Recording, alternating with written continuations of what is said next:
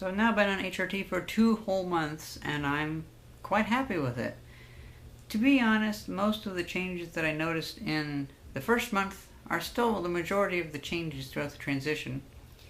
I would say that those changes have progressed a little bit more, but not quite at a noticeable rate. The real thing that has changed a lot is my chest. It's quite interesting how the human chest grows whenever it's trying to grow as a female chest as opposed to a male chest. I totally was kind of caught off guard by how it grows. I'll show you guys, because I mean it's not like I have boobs yet.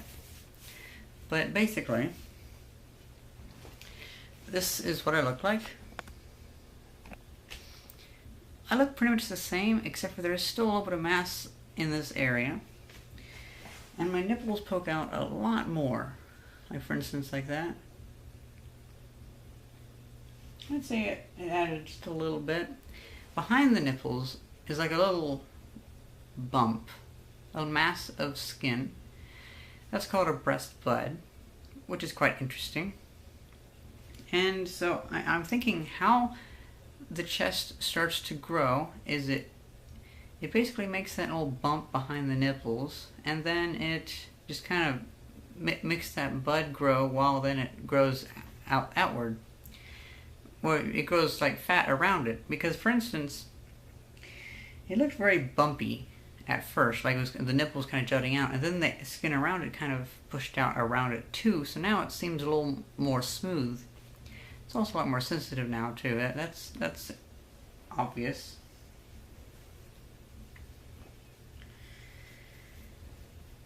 I highly doubt anybody's going to get upset at me taking my shirt off in a video right now, because, I mean, if you see a guy with their shirt off, I mean, it's not much different. But yeah, most of the differences have been in my chest. To where now I really notice it whenever I, like, feel it. Like anytime I move my arm like that, I can feel it. I can feel it on my arm, and I can feel it in my nipple. The nerves on both parts are picking it up.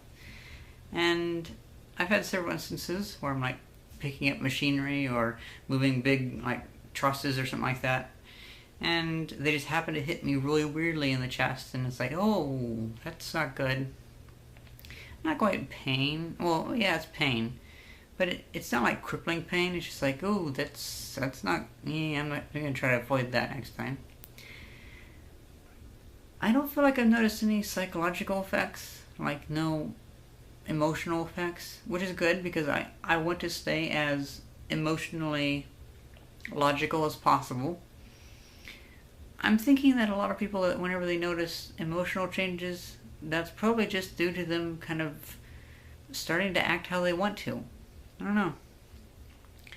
Now, one other option is, or one other possibility is that perhaps I'm not on a full dose, because my endocrinologist, or my doctor, started me out on about a half dose, I think, and after this next blood test, I'll be moved to a full dose.